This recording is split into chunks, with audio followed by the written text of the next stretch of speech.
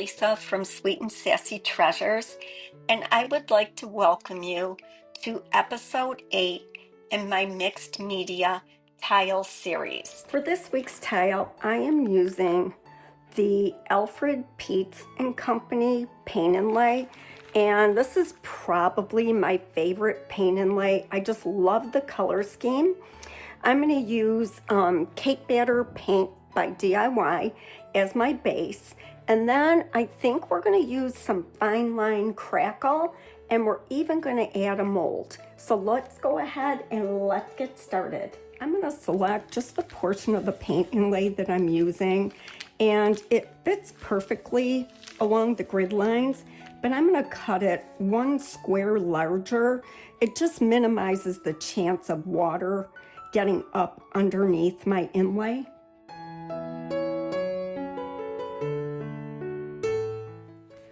So my cake batter had been sitting a while, so it's pretty thick, and I wanted to lighten it up a little bit. It actually had dried out in my container, so this is going to have some clumps and things in it, but that's only going to add to the look. So I just added a little bit of white just to make it a little more pale. As always, I'm starting off with a 5x7 gallery blank with a thin coat of paint couture embossing medium. So now I'm going to get my paint on here. And there are just a couple of little tricks with paint inlays.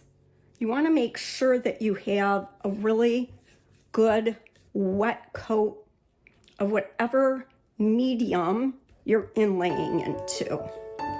Once I've got it on there, I'm going to go over it one more time so you can see all those clumps in there, and I'm going to let those work to my advantage. It's really important to make sure that you're going into a really wet surface. I centered my paint inlay, and now I'm smoothing it out. There are going to be wrinkles and imperfections. I embraced all the little clumps of paint that were in there, and that all just adds to that vintage feel that I'm always striving for. I'm taking a blue shop cloth, and I'm just making sure that I have good contact between anywhere that there's paint on the inlay and my surface. You can even use a brayer if you want and go over the top with that. And now we're going to take some water and spritz the back of it, and that's just working that paint off the carrier sheet into my painted surface. And then I'm just going to pull off that excess water, and we're going to dry it. You'll know that your paint inlay is dry when the carrier sheet is grayed out and those paint images aren't so vivid. When you're working into a clay-based paint, you don't have to work quickly. You can leave this on there for 5 minutes or 5 days. But if your paint has a sealer, then you're going to want to remove the carrier sheet quickly. Once it's dry, there's no need to wait. I want to moisten it, much like if you're pulling a Band-Aid off. It hurts and it pulls the hairs on your arms unless you wet it, and then it just lifts off smoothly. That's the same idea. And notice that my edges are all longer than my board. That way I ensure that the water doesn't get underneath my inlay, because it can cause your paint to smear.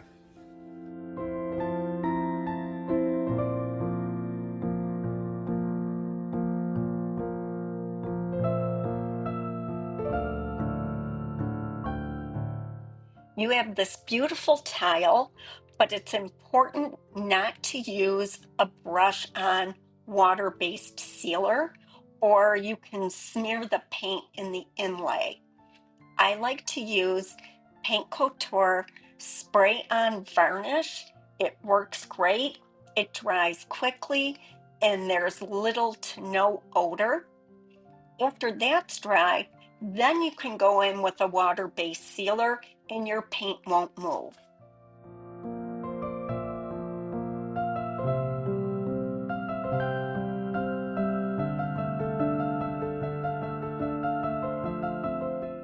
I used black resin to cast this gorgeous element from the IOD heraldry mold, and I'm using the same color that I used on the base. While that's drying, I'm using black paint to paint the sides of my wood gallery blank. I like to pull a little bit of that black paint into the top of the tile. So I will run my brush along the edges, pulling it in a few spots. And then I'll take a baby wipe and smooth that edge. And then I'm taking some white paint to hit the high points of that casting from the heraldry mold. And once that's dry, I'll glue the casting onto my tile. I actually centered it in the lower section, working around the floral designs on the tile itself, and I really think it's really pretty. Now it's time for the finishing touches.